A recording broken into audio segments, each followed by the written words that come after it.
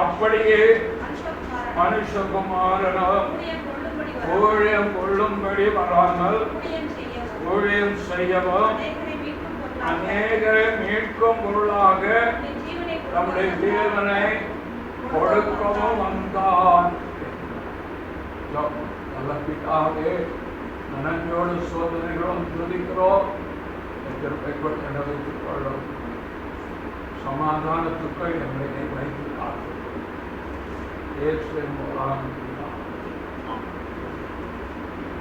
ஆண்டவர் தம்முடைய சீஷர்களுக்கு உபதேசம் பண்ணிக்கொண்டே வரும்போது ஒரு காலகட்டத்தில் தான் எதற்காக வந்தேன் என்பதை அவர்களுக்கு உணர்த்தினார். நான் இந்த உலகத்திற்கு கடந்து வந்தது ஏதோ சில போதனைகளை கொடுத்து நல் மார்க்கத்தை நல் வழிகளை காண்பித்து அது வழியாக நீங்கள் நடங்கள் என்று சொல்வதற்காக வர, நானே வழியும் சத்தியமும் ஜீவனமாயிருக்கிறேன். நான் தான் வழி.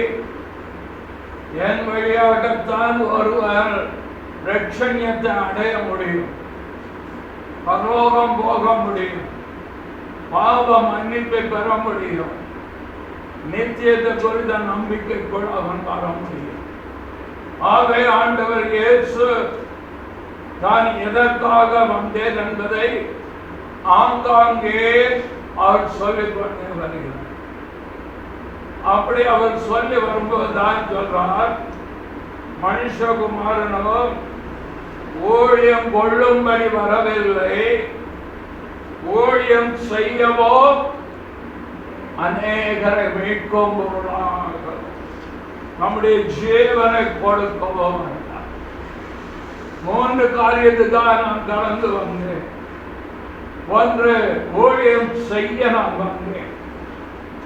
2வது, மீட்கும் பொருளாக என் ஜீவனை கொடுக்கவும் வந்தேன்.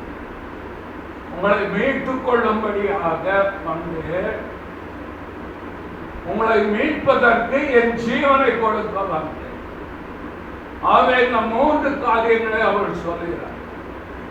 ஆண்டவர் தெரிந்தெடுத்த சீஷர்கள் எல்லாரும், அப்போஸ்தலர்கள் எல்லாரும் திறமை வாழ்ந்து விழுந்தோ, எல்லாவற்றையும் சரியா செய்யக்கூடிய விழுந்தோ, எல்லா வேதம் அறிந்த பண்டிதர்கள் என்றோ, எல்லா குண லட்சணத்தில் எல்லா பரிபூர்ண குணமும் நிறைந்தவர்கள் என்றோ கர்த்தர் அவர்களை அழைத்தனர்.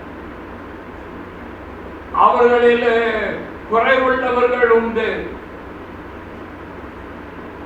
குணக்கேடு உள்ளவர்களும் உண்டு, திறமையற்றவர்களும் உண்டு, வசனம் தெரியாதவர்கள், நியாய பிரமாணத்தை அறியாதவர்களும் உண்டு.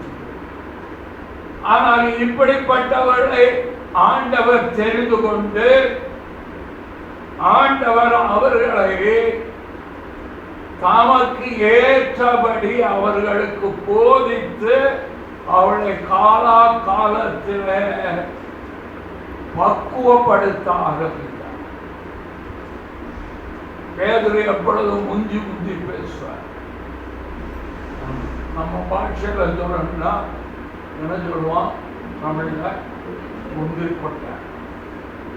எல்லாம் முதல்ல போய் பேசிக்கிட்டு இருக்கும். பேதுரு அப்படி பேசினாரு. கடையில் ஆண்டவர் அவரை கண்டனம் பண்ணினார், கடிந்து கொண்டார். இப்படி உள்ள ஆட்களை தான் ஆண்டவர் தன்னோடு வைத்திருந்தார். நாம் எல்லாரும் நல்லவர்கள் என்பதனாலே ஆண்டவர் என்ன தெரிந்து கொள்ள, ஆண்டவருக்கு தெரியும், நம்ம குணம் தெரியும். ஆனால் தெரிந்து கொண்டு அதற்கு பிறகு தம்முடைய சாயலாக அவர் நம்மை வசனத்தின் மூலம் ஆவியான் மூலம் பக்குவப்பட்டுக்கிட்டே அதாவது அவர் சொல்றார், நான் ஊழியம் கொள்ளும்படி வரவில்லை, ஊழியம் செய்யும்படி வந்த. ஆண்டவர் நினைத்தா அவர் எத்தனை பேரையும் மேல வாங்க முடியும்.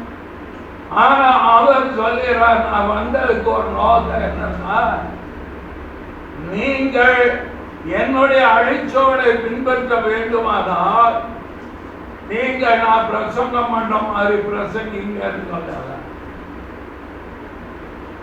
நான் போதித்த மாதிரி நீங்கள் போதிங்கள் என்று சொல்லல, நான் அற்புதம் செய்த போது மாதிரி நீங்கள் அற்புதம் செய்யுங்க என்று சொல்ல, நான் எப்படி நடந்தேனோ அதுபோல நீங்க நடக்க பழகுங்கள். நான் ஒரு ஊழியம் செய்ய வந்தேன் என்றார். அந்த ஊழியத்தினுடைய உச்சக்கட்டை எங்க செய்தார்? தாம் மறிக்க போகிறோம், சிலுவைக்கு போகிறோம் என்று அவர் அறிந்தவுடனே அவர் என்ன செய்தாராம்?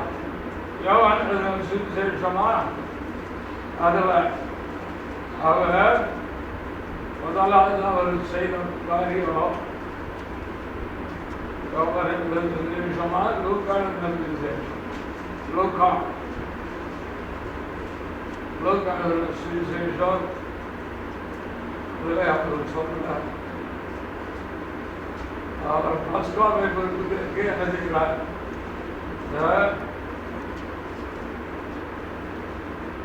22 14 பக்கம் 117 பேழை வந்தபோது அவரும் அவருடனே கூட 12 அப்போஸ்தலர்களும் என்ன செய்தார்கள்? பந்தி. இன்னொரு இடத்துல நம்முடைய வேலை வந்தது என்று அவர் அடித்தவுடனே அவர் என்ன செய்தாராம்? எழுந்து அவர் என்ன செய்தார்? எந்த இடத்துல எடுத்து பார்த்து பார்ப்போம். அவர் இருந்து அவருக்கா இந்த நேரம் வள நாளே நம்ம சமத்தை தேவை, மற்றபடி ஒன்றும்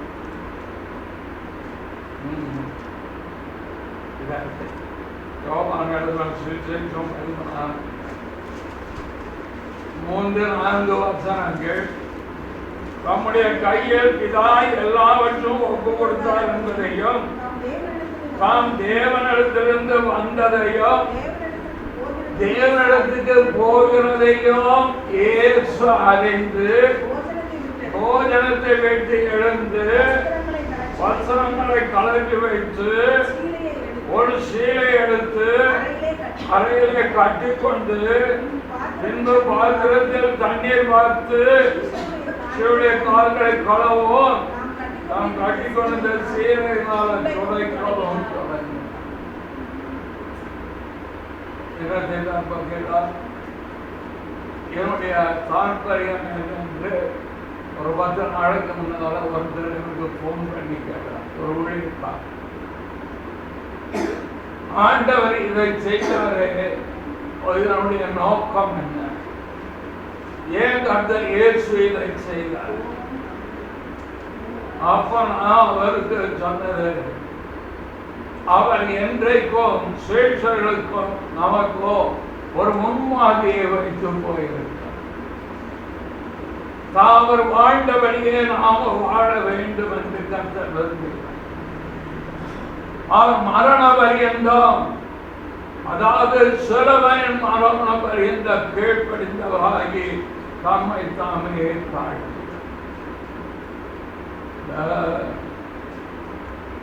உலகம் கெட்டு போன காரணமே எல்லா பாவத்திற்கும் நேராயிருப்பது பெருமை. இந்த பெருமை உள்ளவனுக்கு கர்த்தர் எதிர்த்து நிற்கிறார். தாழ்மை உள்ளவர்களுக்கோ திருமுறை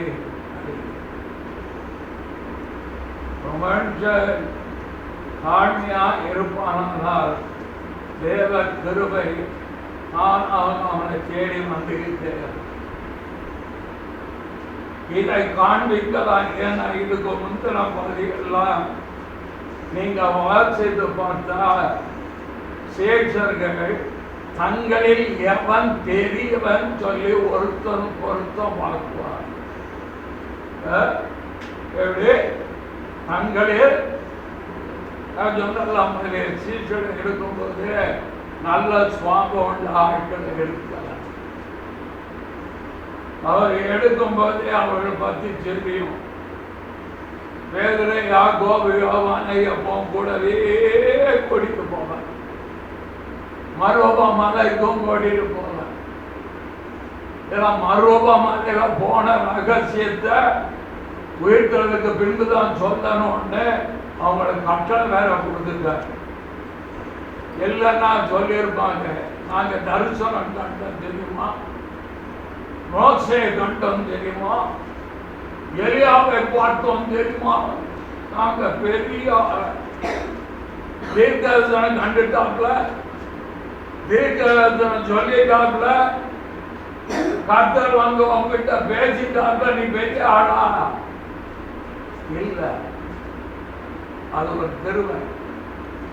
அதை காத்து கொண்டது. ஆண்டவர் சொன்னார், நீ இதை வெளியே சொல்லாத. சொல்லல. உயிர்த்தெழுந்த பின்பு நிருபத்தை எழுதும் போது அதை அவர் சொல்லுகிறார். ஆகவே அவர்களுக்குள்ளே தான் எவன் பெரியவன், தான் தின்னவன். எப்போ பார்த்தாலும் கேசுநாதர் எங்க 3 பேரை கூட்டிட்டு போனார். 3 பேரை கூட்டிட்டு போனாலும் ஆண்டவர் என்னதான் பார்த்து சொல்றார், நீ பேதுருவாய் இருக்கிறாய், இந்த கல்லின் மேலின் சபையை கட்டுவே, பல்லோச்சன் தலோபாலை தருவன் ஏங்கதாய் சொன்னார். யாக்கோபு யோவான் வாங்கிட்டே அவர் சொன்னாரு, பேத்திருப்பான் நம்மளை பார்த்து நான் பாட்டு பாடினா, நாம் பிரசங்கம் பண்ணிட்டா பாதாளம் திறந்துடும். வேற ஸ்பர்ஜன் பிரசங்கத்தின் அவர் மாதிரி நான் பிரசங்கம் பண்ண, அவருக்கு ஒரு அசிஸ்டன்ட் இருக்கு. ஸ்பர்ஜன் நான் எப்போதும் பிரசங்கம் பண்ண. ஒரு நாள் ஆண்டு அந்த ஸ்பர்ஜன் சொன்னார், இன்னைக்கு நீ பிரசங்கம். உடனே அந்த அசிஸ்டன்ட்டுக்கு சந்தோஷம் தான்.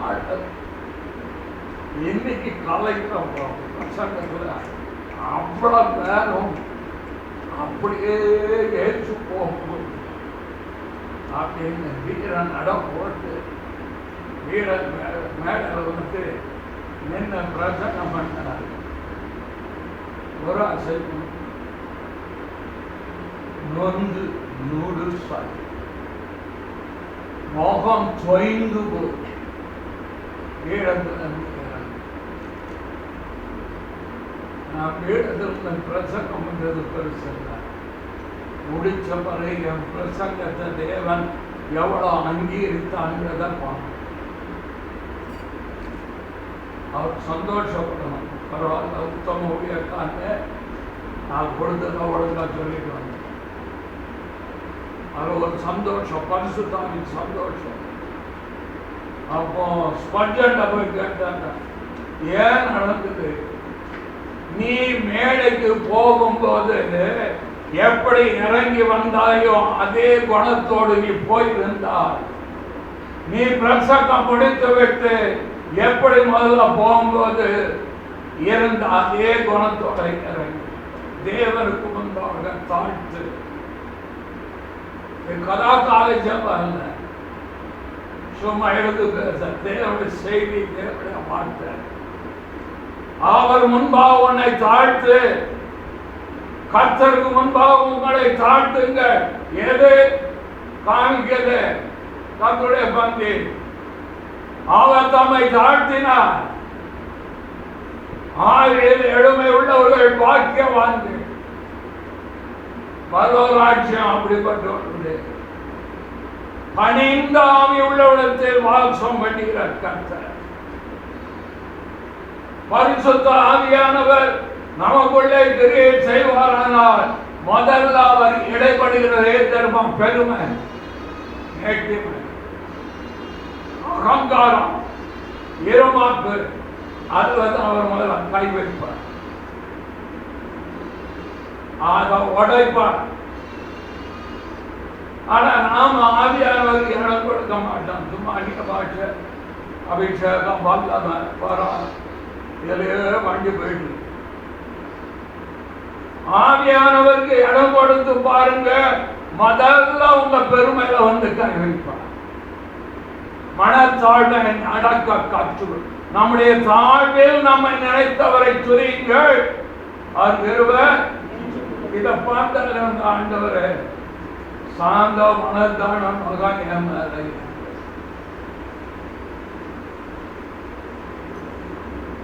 நான் எப்படிப்பட்ட ஆள் தெரியுமா அப்படின்னு சொன்னாலே தெரிஞ்சுக்கோங்க, கர்த்தர் உங்களுக்கு விரோதமாகி இருக்கார். சத்தியத்தை சத்தியமாக பரிசுத்த ஆவியானவர் நம்மளை கிரியை செய்தார். என்ன செய்வார்னா 2 Corinthians 3 அதிகாரம்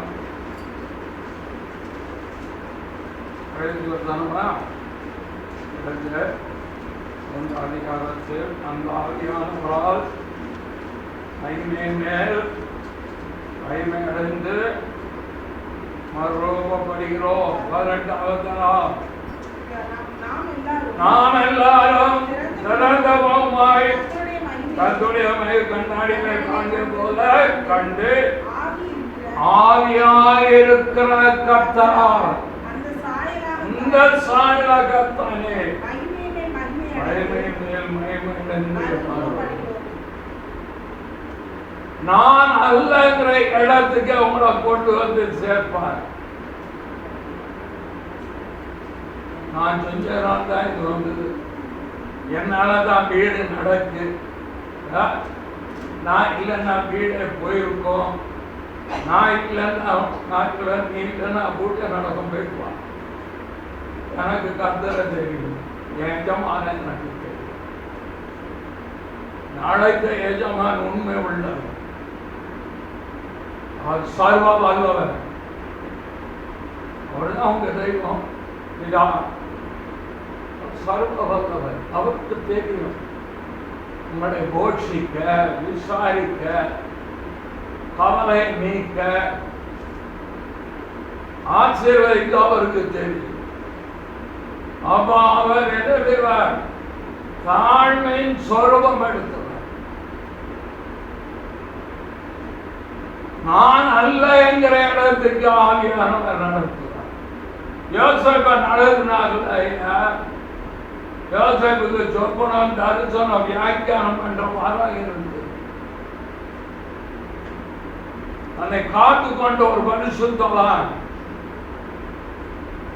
அதுதான் சொப்பனத்தை அர்த்தம் சொல்வது தேவனுக்கு அடுத்தது, தேவனுக்கு அடுத்த காரியத்தை என்கிட்ட சொல்றார்.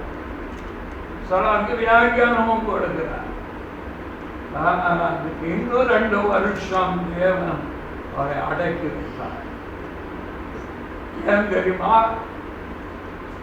என்கிட்ட சொல்ல நான் சொல்றேன், நீ இல்லை நான் நீ சொல்ற இடத்துக்கு பார்வோன் முன்னால போய் நிற்கும் போது பார்வன் சொல்றார், நான் அல்ல தேவனே மங்களகரமான அவனை தனக்கு ஏற்ற பாத்திரமா வணங்கிட்டுதான் ஆண்டவர் நேரா கொண்டு போய் பார்வோன் கிட்ட பேதுரு எல்லாரும் மறுதளித்தால் விட்டு நான் போக மாட்டேன். ஆண்டவர் சொல்றாரு, நீ பின்னாலவா இருக்க வேண்டாம். இல்லை, அந்த வார்த்தையை அவர் மீறினார். என்றைக்கும் நம்முடைய வாழ்க்கை தேவனுடைய வார்த்தைக்கு உட்பட்டதாக இருக்கும். கர்த்தர் வேண்டாம் சொன்ன விட்டுறணும். கர்த்தர் செய்ய நான் செய்ய. நான் முழுவதும் பிரயாசப்பட்டேன், ஆகிலும் உம்முடைய வார்த்தை அழகா சொல்றாங்க. நான் முழுவதும் பிரயாசப்பட்டேன், நான் உம்முடைய வார்த்தையின்படி செயலோக்காக 5:5 பக்கம் 84. அதற்கு சீமோன், ஐயரே, நாம் முழுவதும் நாங்கள் பிரயாசப்பட்டு வந்தாகப்படவில்லை, ஆயிரம் உடைய வார்த்தையின்படியே, அவருடைய வார்த்தையின்படியே எழுதி கொடுத்திருக்க அல்ல வசனம். வார்த்தையின்படியே ஆண்டவரே நான் என்ன செய்யறேன். மத்தேயு 8 அதிகாரம் 8ஆம் வசனம் பக்கம் 11. நூற்றுக்கு அதிபதி பிரதியுத்தரமாக, ஆண்டவரே, நீரே வீட்டுக்குள் பிரவேசிக்க நான் பாத்திரன் அல்ல, ஒரு வார்த்தை மாத்திரம் சொல்லு, அப்பொழுது என் வேலைக்காரன் சொத்தமானான். எவ்வளவு பெரிய விசுவாசம்! அவர் சொல்லும் போது 10ஆம் வசனத்துடைய பின்பாக, இஸ்ரவேலுக்குள்ள நான் இப்படிப்பட்ட விசுவாசத்தை காணவில்லை என்று மெய்யாகவே உங்களுக்கு ஆண்டவர் மேல விசுவாசம் இருக்கியா? வார்த்தையின் மேல விசுவாசம் இருக்கா? கர்த்தருடைய வார்த்தை மேல் விசுவாசம் இருக்கா? அவர் பொய் சொல்ல மனிதன் அல்ல, மனமாறம் அனுபவித்தனும் அல்ல. அவருடைய வசனத்தை அனுப்பி அவர் குணமாக்குகிறார். சர்வத்தையும் நம்முடைய வல்லமுள்ள வசனத்தினால் தாங்குகிறவரா. அவருக்கு நாமமே தேவனுடைய வார்த்தை. அவருடைய நாமம் தேவனுடைய வார்த்தை. எங்க இருக்குன்னா வெளிப்படுத்தின விசேஷத்திலே 19ஆம் அதிகாரம் 13ஆம் வசனம், தேவனுடைய வார்த்தை. ஆதியிலே வார்த்தை இருந்தது, அந்த வார்த்தை தேவனிடத்தில் இருந்தது, அந்த வார்த்தை தேவனாய் இருந்தது. அந்த வார்த்தை வாசிங்கள் 19:13.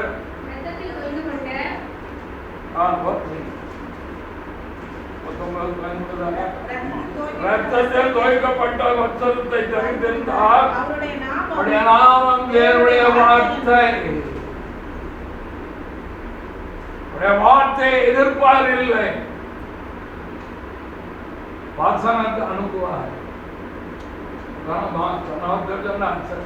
வந்து வசனம் கேளுங்க, உபதேசம் கேளுங்க. சத்தியம் கேட்க கேட்க கிருபை பெருகும். கிருபை பெருகும்போது விசுவாசம் பெருகும். விசுவாசம் பெருகும்போது அற்புதம் தானா நடக்கும். ஆகவே ஆண்டவர் முன்மாதிரியாக அவர் என்ன செய்தார்? ஊழியம் செய்ய.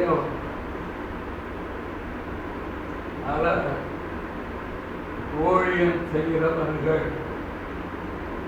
தங்களை தேவனுடைய ஊழியக்காரன் எழுதுகிறார்கள், மற்றவர்களுக்கும் ஊழியம் செய்துள்ளார்கள். உதவி செய்ய. ரெண்டாவது ஒரு இந்த உலகத்தில் வந்தார். 1:15 பாவிகளை ரட்சிக்க உலகத்தில் பாவத்தை போக்கு கிருபாதாரம். ஆண்டவர் பாவம் எப்படி போகணும் வழி சொல்ல வரல. நீங்க காரியத்தை செய்தால் உன் பாவம் நீங்கி நீ புண்ணியவான் ஆவார், அது சொல்லிக் கொடுக்க வரல. நீ என்னை விசுவாசித்தால் என் மரணத்தை என் உயிர்த்தொலையை நீ விசுவாசிப்பாயானால் நீ பாவம் நீங்க கழுவப்பட்டவனாய் நீதிமானாக்கப்படுவாய். ரோமர் எழுதப்பட்ட நிருபம் 10ஆம் அதிகாரமா, நீதி உண்டாகி இருதயத்தில் விசுவாசிக்கப்படும், ரட்சிப்புண்டாக வாயினால் அறிக்கை பண்ணப்படும்.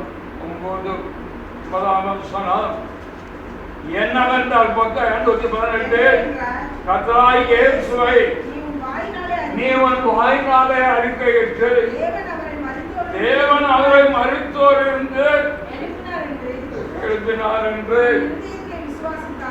உன் இருதயத்தில் விசுவாசித்தால் ரட்சிக்கப்படுவார். சிம்பிள்.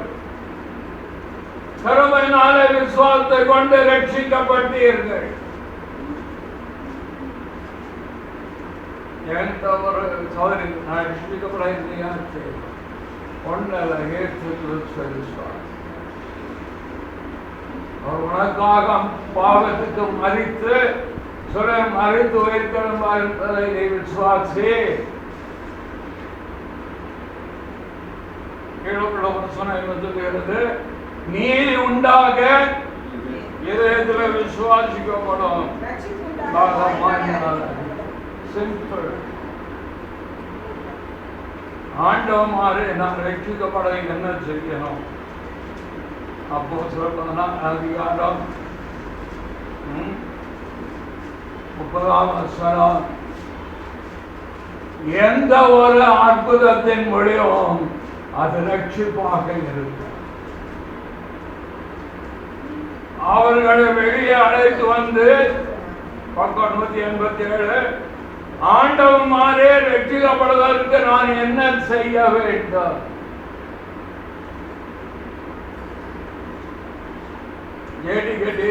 வர்ற வாரத்தில் இந்த பதம் பார்த்துதான் ரட்சிக்கப்பட என்ன விசுவாசி நீயோ ரட்சிக்கப்பட என்ன ஜனம் வேற எதுமா சொன்னாங்க. இயேசு கிறிஸ்து விசுவாசி பாவிகளை ரட்சிக்க வந்தால், அதே லூக்கா 5ஆம் அதிகாரத்தில் 8ஆம் வசனம் என்று நினைக்கிறேன். சொல்லும் போது சொல்றார், நான் பாவியான மனுஷன். 8 பின்பார் 8 சீமோன் பேதுரு அதை கண்டு இயேசுவின் பாதத்தில் விழுந்து, ஆண்டவரே நான் பாவியான மனுஷன், என்னை விட்டு போக வேண்டும். எந்த ஒரு அற்புதத்தின் வடிவம் ரட்சிப்பாக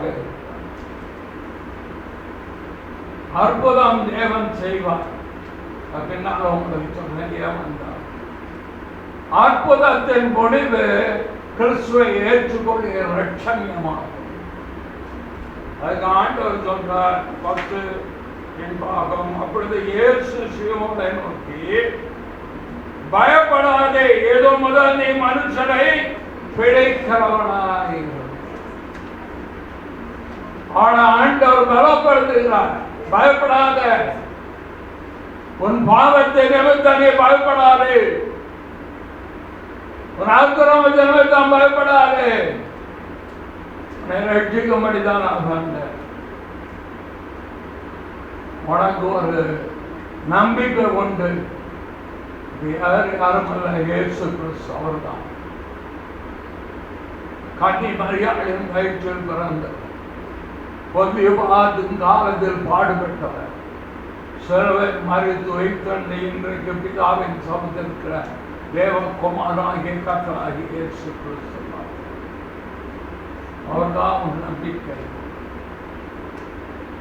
சொன்னது மட்டும் அல்ல, அடுத்த ஒரு வாக்கு தத்துவம் கொடுத்தார். அவனை அழைக்கும் போது ஒரு வாக்கு தத்துவத்தை கொடுத்தார், நீ மனுஷனை பிடிக்கிறவனாக இருப்பார். அது என்ன மனுஷனை பிடிக்கிறது? போய் புள்ள பிடிக்கிறவனா போய் பிடிச்சிட்டு நீங்க ஏகப்பட்ட ஆப்ஷன். அதாவது ஒருத்தருக்கு சோமல, இந்திராணிக்கு சோமல, அதனால அவங்களுக்காக ஜெபித்து போடுங்க. நாதன் பாண்டியன் ஐயா என்னோட இடத்துல சாட்சி சொல்ல போயிருக்கார். இன்னொரு குடும்பம் இன்னொரு இடத்துக்கு போயிருக்காவே நாட்டம் வரமாறேன்னு இருக்காங்க. எனக்கு நீங்கள் தான் முக்கியம். நீங்கள் எல்லாம் வந்துருக்கீங்கன்னு நான் ஆரோன் குடும்பம் வரலன்னு தெரியல, சரியாக பார்த்துக்கிடுமோ. எல்லாரும் நீங்கள் தான் எனக்கு வரையர்கள் பகட்டும். வள்ளங்களெல்லாம் தண்ணீரால் நிரப்பம். செய்கிறத செஞ்சு சும்மா இருந்த போதும் நீதியை காத்து மனுஷரை பிடிக்கவள் ஆக்குவேன். நீ மனுஷரை பிடிக்கிறவனாக இருப்பாய். இல்லாதவர்களை இருக்க போல அழைக்கிற கத்த. ஐயா எல்லா திறமையும் இருக்கு, நான் அழைக்கிறேன். எனக்கெல்லாம் ஆண்டவர் என்ன ரேட்டிக்கும் போது தெரியும், இவனுக்கு பேசவே தராது. இந்த பேச்சு இல்லை, பிரசங்கம் பிரசங்கம் செய்தி. இன்பான் டேலண்ட் உள்ள ஆள் இல்லை. முத்தமிழர் கலைஞர் மாதிரி பேசுற ஆளு, ஸ்பாட்ல பதில் சொல்றது.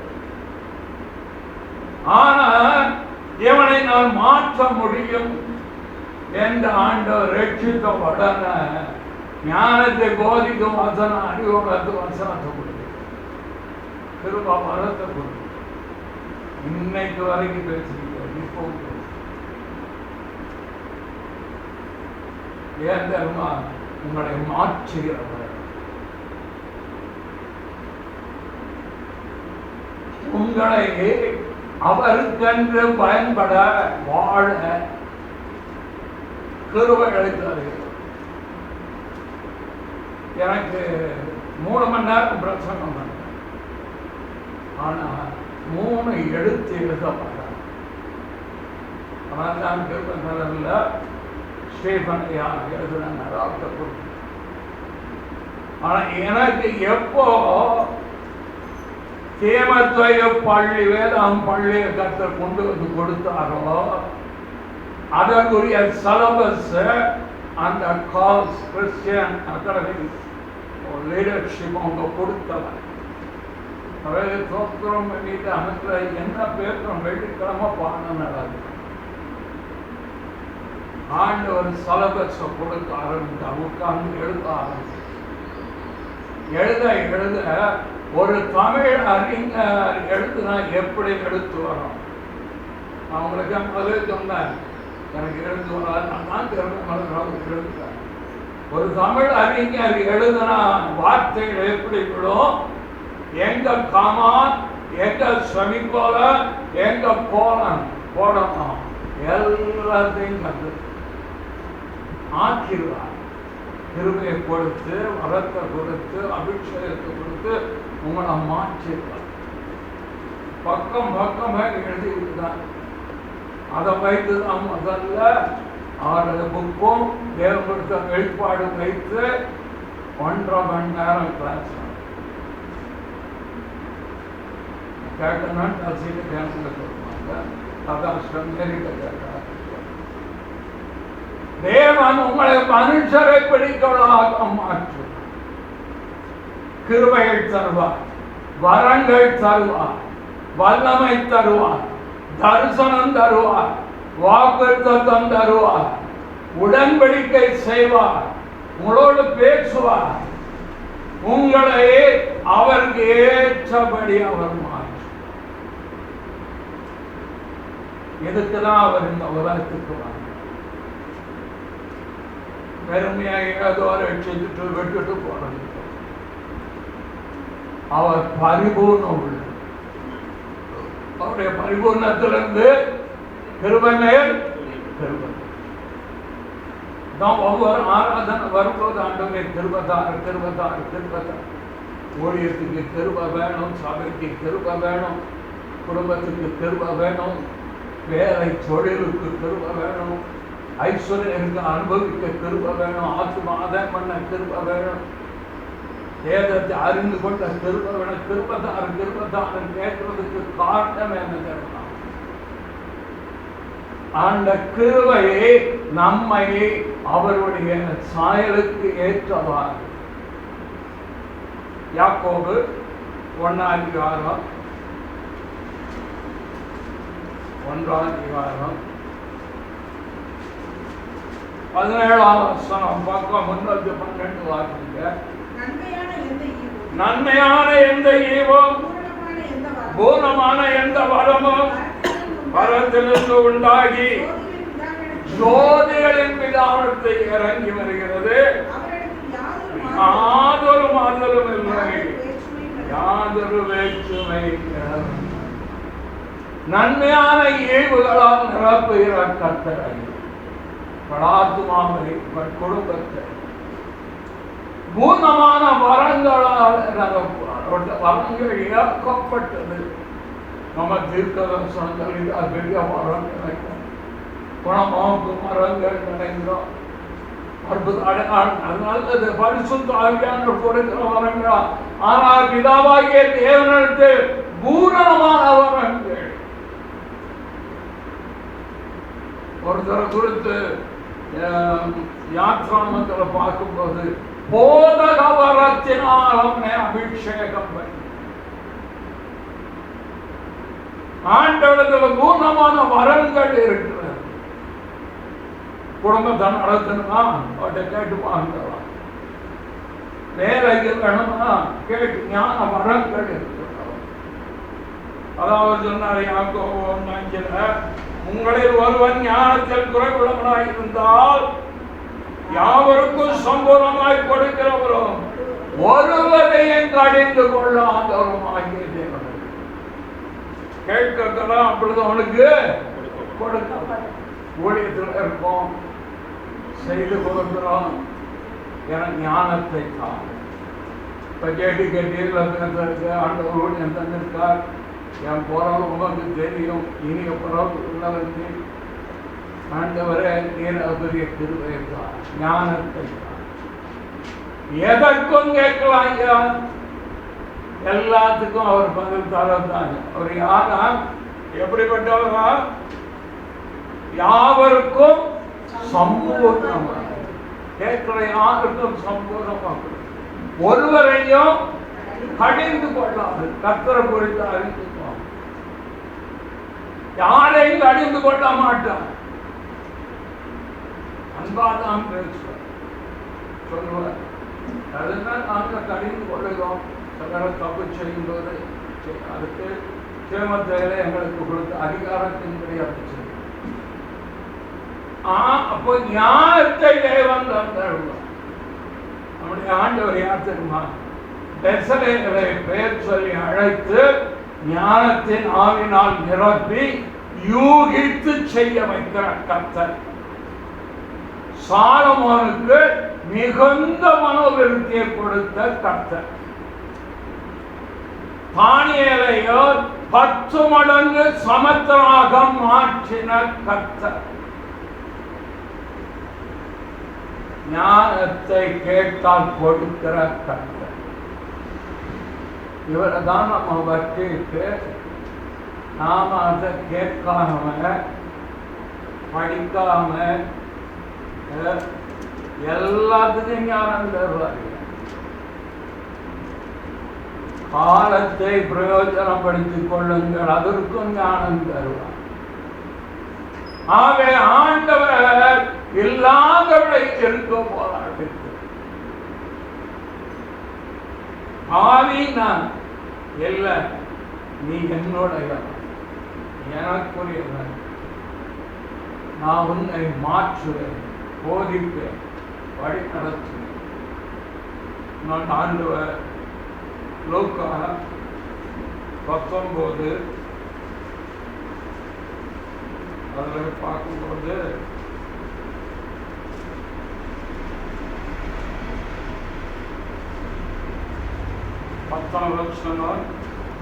இழந்து போனதை தேடவும் ரட்சிக்கவுமே மனுஷனும் இழந்து போனார்.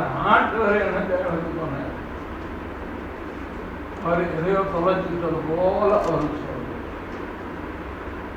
அவர் தமது மகிமை ஒரு மனிதனுக்கு கொடுத்தார், ஆதாமுக்கு. மகிமை அவன் இழந்து போனது தேவனுக்கு தானே தாம் மகிமையை இழந்து போல மகிமை அவர் கொடுத்த தேவ ஞானம், தேவ அறிவு, தேவ சமாதானம், தெய்வீக சந்தோஷம், தெய்வீக உறவு, மனித உறவை தேவன் இழந்தார். புரியுதா நான் சொல்றது? மனித உறவை தேவன் இழந்தார். அந்த உறவை தேவன் புதுப்பித்துக் கொள்ள விரும்பிதான் பூர்வத்துக்கு. அதான் சொன்னார், இழந்து போனதை தேடவோ ரட்சிக்கவங்க மனுஷகுமாரன். சுவிசேஷத்தில் 15ஆம் அதிகாரம் 4ஆம் வசனத்தில் உங்களில் ஒரு மனுஷன் 100 ஆடுகளை உடையவனாய் இருந்து ஒருவன் 100 ஆடுகளை உடையவனாய் இருந்தான். அவைகளில் ஒன்று காணாமல் போனான். 99 ஆடுகளையும் வனாந்தரத்தில் விட்டு காணாமல் போன ஆட்டை கண்டுபிடிக்கும் அளவும் தேடி திரியானோ. கண்டுபிடித்த பின்பு அவன் சந்தோஷத்தோடு அதை தன் தோள்களின் மேல் போட்டுக்கொண்டு வீட்டுக்கு வந்து சிநேகிதரையும் அயலகத்தாரையும் கூட அழைத்து காணாமற் போன என் ஆட்டை கண்டுபிடித்து என்னோட கூட சந்தோஷப்படுங்கள் என்பான் அல்லவா. ஒரு ஆடு காணாமல் போன பாருங்க இல்ல 99 விட்டுட்டு அவனை கேட்க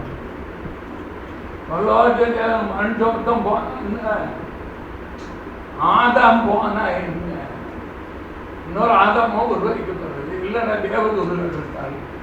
அவரை சுற்றில யாருன்னா இருந்தா தேவதூதர் பேரமைச்சா அது 24 மூப்பர்கள் 4 இல்லை. அந்த ஆடு தான் எனக்கு, அந்த மனிதன் தான் எனக்கு வேண்டும். நீங்கள் தான் ஆண்டவருக்கு வேண்டும். இழந்து போனதை தேட வந்தார். 12 சீடர்கள் ஒருத்தர் கெட்டு போனார். 16 பேர் ஓடி போயிட்டாங்க. உயிர் கொடுப்பேன் சொன்னா பேரு மறுதளித்து போயிட்டார். ஆண்டவர் அந்த ஒரு பேதுருவுக்காக அவனை இழக்க தேவன் விரும்புகிறார். அவருக்கு தான் சக்தி இருக்க, அந்த பவர் வரும் சரியில்லை, இன்னொரு படம் நடுவாரு அப்படின்னு எடுத்தாரு. அந்த பேரு தான் அந்த பேதுருவை அவர் தேடி கடற்கரைக்கு போவார். யோவான் 21 பக்கம் 159. விடிய காலமான போது இயேசு கரையிலே நின்றார்.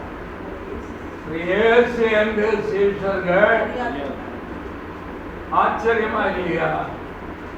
வைத்திருந்த பின்பு 3 தடவை அவர்களுக்கு அவர் தரிசனமாகி தன்னை காமிச்சு, பாருங்க நான் மாம்சம் ரத்தம் உடையவராக இருக்க, ஆவிக்கு இந்த மாதிரி இருக்காது, உயிரோட இருக்கான்னு எல்லாம் காமிச்ச பிறகும் கரையில் அவர் நிற்காது.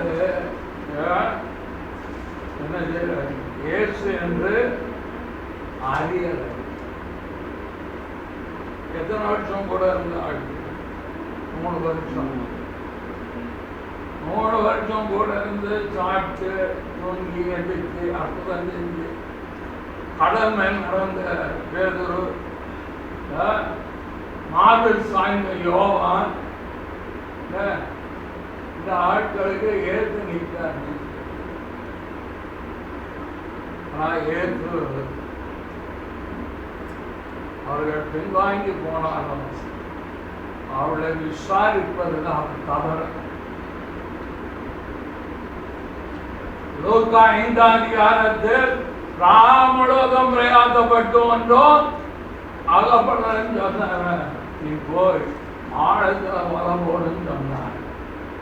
இயேசுவை விட்டவன், இயேசுவோடு இருந்தவன், இயேசுவை மறுதளித்தவன், அழைக்கப்பட்டவன், மனுஷனை பிடிக்கலாம் ஆகுவேன்னு சொல்லி வாக்கு தத்தம் பெற்றவன், அதை விட்டு திரும்ப மீன் பிடிக்க போன பழைய கதை தான் நேரிடும்.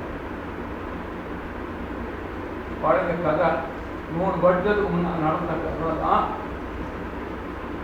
கிறிஸ்துவை அறிந்த பின், கிறிஸ்துவின் வாக்கு தத்தம் பெற்ற பின், பரம ஈவை ருசித்த பின்பு இயேசு கிறிஸ்துவை விட்டு ஒரே வழியை விட்டு ஒரு மனுஷனோ ஓடிய காரணம் ஏதாவது ஒரு சூழ்நிலைனால அவரை விட்டு வெளியே போய்விடுவானால் அவன் வாழ்க்கையில் அவன் முதலாவது சந்தித்த தோல்வியை தான் அவன் சந்திக்க நேரிடும். அவன் வாழ்க்கை சமாதானமாக இராது, வெற்றி உள்ளதாக இராது. இவர் சொல்றார் 5ஆம் வசனத்தில் இயேசுவை நோக்கி, பிள்ளைகளை புசிக்கிறதுக்கு ஏதாவது உங்களிடத்தில் உண்டா என்றார். அதற்கு அவர்கள் ஒன்றும் இல்லை என்றார்கள். அதற்கு 3ஆம் வசனத்தை கடைசி பார்க்கும். அந்த ராத்திரி அவர்கள் ஒன்றும் பிடிக்கவில்லை. தரமுள்ள ஆட்கள், ஞானம் தோற்று போகும். கிறிஸ்துவை விட்டு பெண் வாங்கி போனா ஞானம் தோற்று போகும், அறிவு தோற்று போகும். கிறிஸ்து இல்லாம ரட்சிக்கப்பட்டவனால் வாழவே முடியாது. சமாதானம் எடுபட்டு போகும், சந்தோஷம் இல்லாத வாழ்க்கை ஆகிவிடும். அன்னைக்கு ராமலோகம் பிரயாசப்பட்ட ஒன்னாகப்படல, இன்னைக்கு ராமலோகம் பிரயாசப்பட்ட வீட்டில் ரட்சர் அறிந்தாச்சு, உயிரோட இருக்கிறார். எவ்வளவு பெரிய யோசிச்சு பாருங்க. ஆண்டவர் இயேசு உங்க வீட்டுக்குள்ள வந்து, மகளே மகனே, நீ தான் நான் வணங்குற இயேசு, இதோப்பா என் காயங்களன்னு சொன்ன எப்படி இருக்கு? மாத்தாள் மரியாள் வீட்டுல உட்கார்ந்து அவர் உபதேசம் பண்றாங்க. அத மாதிரி உங்க சேர்ல வந்து உட்கார்ந்து உங்களோட இணையாக இருந்து உங்களோட பேச ஆரம்பித்தால் எப்படி இருக்கும்? கொஞ்சம் யோசிப்பாங்க. இவையெல்லாம் தெரிந்தோம், அனுபவித்தோம். ஆண்டவரை விட்டுட்டு வேற செய்யலாம், மீன் பிடிக்க போன இடத்துக்கு அவர் வந்துட்டு விடவே மாட்டார். யோனா மாதிரி நினைவேக்கு போன தனக்கு போறன்னு ஏறினா ஏற விட்டுருவாரு, தடுக்க மாட்டார். கத்தோடைய குணாதிசயம் போன உனக்கு டிக்கெட் ரெடியா இருக்கு, கப்பல்ல ஒரு சீட்டு போடு. பாதி தூரம் போன பிறகு கப்பல் சுத்த விட்டு தேவனை விட்டு விலகிறவனுக்கு ஆரம்பத்தில் எந்த துன்பமும் இராது. தேவனை விட்டு, படைப்பை விட்டு, தீர்மானத்தை விட்டு, ஒரே கிருபை விட்டு ஒருத்தர் விலகுவானால் முதல்ல எல்லாம் நல்லபடி நடக்கிற மாதிரி இருக்கும். பாதி தூரம் போன பிறகு முன்னே போக முடியாது. இதுதான் பயங்கரம். ஆண்டவர் அப்படி பேதுருவே, நான் உன்னை இழக்க ஆயத்தமாய் இந்த கல்லின் மேல் என் சபையை கட்டுவேன் சொன்னதான். அவர் பொய் சொல்ல மனிதன் அல்ல, அவருக்கு பொய் சொல்ல வராதியா. ஒரு எவ்வளவு பொய்யுரையாத தெய்வம், அவருக்கு பொய்யே சொல்ல வராது. அவர் பொய்யுரையாத தேவன், பொருள் ஆசை இல்லாத தெய்வம். ரெண்டையும் தெரிஞ்சு வச்சுக்கிட்டு கர்த்தரை பின்பற்றி. அதனால ஆண்டவர் வந்தார். சரி, அன்னைக்கு ஆழத்துல பலப்பட சொன்ன, இன்னைக்கு அப்பொழுது 6ஆம் சாமர், நீங்கள் படவிட்டு வலது புறமாக வலையை போடும். எல்லா நேரமும் ஆண்டவர் அனுபவம் நடத்த மாட்டார். போன தடவை நீங்க ஜோம் பண்ணி மேற்கொண்டோம். இந்த தடவை உபவாசம் பண்ணி மேற்கொண்டோம். இந்த தடவை நீ சும்மா இருந்த அதனால வழிமுறையே வேறு மாதிரி நடத்துற முறையை தனி. ஏசு கிறிஸ்து நேற்றும் என்றும் என்றும் மாறாதவன். இவர் சொல்ற நீ போய் என்னதை படகுக்கு வலதுபுறமாக போடு. அன்னைக்கு ஆழத்துல போடுறாரு. இவங்க போய் என்ன செய்யறாங்க? அவர் சொன்னபடி போட்ட பொழுது என்ன வந்தது? அவர்கள் தரலான நீங்கள் வந்தது ஏன்னா அப்போ சொன்னபடிகளில் அவர் சொல்லி இருக்கிற காரியம் என்ன தெரியுமா? 3ஆம் அதிகாரம் 26ஆம் வசனம் 165. அவர் உங்கள் எல்லாரையும் உங்கள் பொல்லாங்குகளுக்கு உங்களை ஆசீர்வதிக்கும்படி தேவன் தம்முடைய பிள்ளையாகிய இயேசுவை எழுப்பி உங்களிடத்திற்கு உங்களை ஆசீர்வதிக்கத்தான். நீங்கள் ஆசீர்வாதமாய் இருப்பதற்காகத்தான் அவர் வந்தார். சீடர்கள் தோல்வியை சந்தித்த போது ஆண்டவர் போய் எப்படி செய் என்றார். தோல்வியை ஜெயமாக மாற்றி அவர்களை விசாரித்து நாய்களை எப்படிதான் அங்க அடுப்பு கொண்டு வந்து வச்சாரோ, எப்படிதான் ஊற்றினாரோ, எப்படிதான் அங்க பொறுத்தாரோ அந்த போக்கிய பார்க்கும் போது தம்முடைய ஊழியர்களுக்காக அவர் எதையும் செய்யவர். எலியாவுக்காக பல்லோமையா அப்பத்தின் அடிக்க கொண்டாங்க. அப்போஸ்தலராகிய இயேசு கிறிஸ்து அப்பத்தை மீறி அவர் வைத்திருந்தார். இவன் பிடிச்சிட்டு இருந்தாலும் அவருக்கு மீன் வந்து எப்படி வந்து கர்த்தர் எனக்காய் யாவையும் செய்தும் உங்களை ஆசீர்வதிக்கும்படிதான் அவர் வந்தார். 2 விதமான ஆசீர்வாதம். ஒன்று ரட்சணியத்தின் மூலம் உண்டாகும் தெய்வீக ஆசீர்வாதம். 2வது நீங்கள் படுகிற கைகளின் பிரயாசத்தின் ஆசீர்வாதம். 2 இணைத்து அதான் ரெட்டிப்பான நன்மை. எபேசியர் 1:3 கிறிஸ்துவுக்குள் உங்கள் ஆவிக்குரிய சகல ஆசீர்வாதத்தாலும் ஆசீர்வதித்திருக்கிறார். நீங்க கிறிஸ்துவுக்குள் ஆசீர்வதிக்கப்பட்டவங்க. அது அவங்களுக்கு ஆடிக்காக ஒரு இருக்கிற காட்டு இருக்கிற காரு ஆசீர்வதிக்கப்பட்ட. அதே சமயம் உன் கைகளின் பிரயாசத்தை சாப்பிடும். தேவனுக்கு பயந்து நடக்கிற மனுஷோட வாழ்க்கை தேவனை தேர்வெடுப்போர் நன்மை குறைபடாதீங்க. கர்த்தரை நம்புகிறவனோடு செழிப்பார். தேவ ஆலோசனையின்படி தேவ கற்பனையின்படி தேவனுக்கு உகந்த நீதி பெரியமாய் பயந்து நடந்தால் உன் கையின் பிரயாசம் பெருகிட்டே இருக்கும். களஞ்சியம் நிரம்பும். அதுக்காக நீங்க தூக்கி கொடுத்தோம் நான் வானத்தை தரப்பான் நான் சொல்ல மாட்டேன். அப்படி இந்த வேதத்திற்கு இயேசு கிறிஸ்து சொல்லல. ரட்சகர்மான் அப்படி சொல்லல. முதலாவது தேவனுடைய ராஜ்யத்தையும் நீதியும் கேளுங்கள், அப்பொழுது இவையெல்லாம் உங்களுக்கு கூட. ஞாயிற்றுக்கிழமை சபை ஆராதனைக்கு வந்துருங்க. தினந்தோறும் நீங்க செய்யற வேலையை சரியா செய்யுங்க. உங்க குடும்பத்தை நல்லா நடத்துங்க. பிள்ளைகள் பிணையை விசாரிங்க, அன்பு செலுத்துங்க. அவர் என்ன பெரிய கற்பனையா கொடுத்துட்டார் ஆண்டவர்.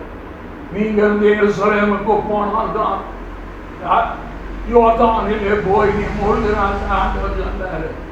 முழு இதயத்தோட, முழு ஆத்மாவோடு, முழு பலத்தோடு, முழு சிந்தையோடு உன் தேவனாய் கர்த்தரில் அன்பு கூறுவாயா. உன்னிடத்தில் அன்பு கூறுவோர் பிறரிடத்தில் அன்பு கூறுவாயாக. ஒருவர் அன்புள்ளவர்களாக மனித நேயத்தோடு நட, அவ்வளவுதான் சொல்லி இருக்கிறார். பிறன் உனக்கு எதை செய்ய வேண்டும் என்று நினைக்கிறாயோ அதை நீ பிறருக்கு செய். உன் குடும்பத்தை நன்றாய் நடத்து, விசாரி. நீங்க நாடிகள் சொல்ல உழைக்கிறதுக்கு யாருக்கு உழைக்கிறாங்க? உங்க குடும்பத்துக்கு தான் உழைக்க. குடும்பத்தை நீங்க நடத்தினாலே சரியாக நடத்த, தேவ பக்தியாக நடத்தினாலே தேவ ஆசீர்வாதம் தேடி போக வேண்டாம். அது உங்களை தேடி நன்மையின் கிருபை என்னை தொடரும். தேவ பக்தியாக நடத்த, தெய்வீகத்துக்கு அடுத்த காரியத்துல மட்டும் எந்த தவறும் செய்ய மாட்டேன்னு தீர்மானம் பண்ணி, அந்த தீர்மானம் தெய்வீக நன்மை உங்களுக்கு சாதனமா கொண்டாந்து தலைமுறைக்கு கொண்டு போகும். நல்ல ஒரு பையன் சொன்ன ஒரு வார்த்தையை வந்து நீர் இப்படியே அவனை விட்டான், அவனுடைய தலைமுறை அபபக்தியா போயிடும். அவனை இங்க போட்டிடுவார். அவருக்கு மனசு நாம வந்து தேவபக்தி தானே சொல்லி தர முடியும். உங்களுக்கு தேவபக்தி தானே சொல்லுங்க. போதும் என்கிற மனது உள்ளக்கூடிய தேவபக்தியே மிகுந்த ஆதாயம். கர்த்தர் பணம் கொடுக்கும் போது அதன் மேல் நம்பிக்கை வைக்காமல் தேவன் மேல் நம்பிக்கை வைங்க. கொடுத்த பணத்தை ஞானமாய் அறிவோடு தேவ கிருபையோடு 3 இடத்துல மட்டும் இன்வெஸ்ட் பண்ணுங்க. 1 பிக்ஸட் டெபாசிட் போட்டுறீங்க இல்லையா? ஒரு நல்ல லேண்ட் வில்லங்க இல்லாததா தேவ சித்தத்தின்படி வாங்குங்க. எல்லாம் நகை போடுறோம், அழகா நகையை வாங்கி ஸ்டோர். வேற எதிரையே இன்வெஸ்ட் பண்ணாதீங்க. ஷேர் மார்க்கெட், பிட்காயின் வட்டி கொடுத்தா அதிக வட்டி கொடுப்பாங்க கொண்டு போய் போடுவது தாறுமாறான வாழ்க்கை இருக்கக்கூடாது. இதை போன செவ்வாய்க்கிழமை அவர் வீட்டில் பேசுற, நான் இதை சொன்னோன்னு அடுத்த சபையில் இருக்க ஆட்கள் ஒருத்தர் பார்த்தேன். உள்ள ஆள் இருந்த வார்த்தை வரும். ஒருத்தர் பார்த்து உள்ள ஏதோ இல்லைங்க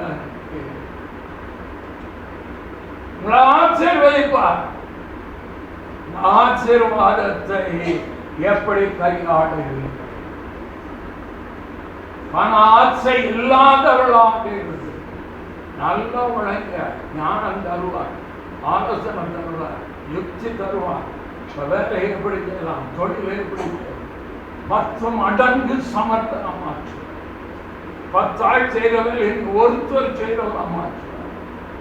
ஏற்றுக்கிறது யார் நினைச்சுக்கிட்டீங்க? நம்மளை உருவாக்குற மாற்று ஆவியானவர் நம்மளை மாற்றி திறமை கொடுத்து 10 மடங்கு சமத்தராகி செல்வத்தை பெருக பண்ணும்போது கவனமாய் இருக்கும். உங்கள் இருதயம் அதன் மேல் போகும். ஐஸ்வர்ய விருத்தியானால் இருதயத்தை இருக்கு. எதை சொன்னால் அதை ஆசீர்வதிக்கத்தான் அவர் எழுந்திருப்போம்.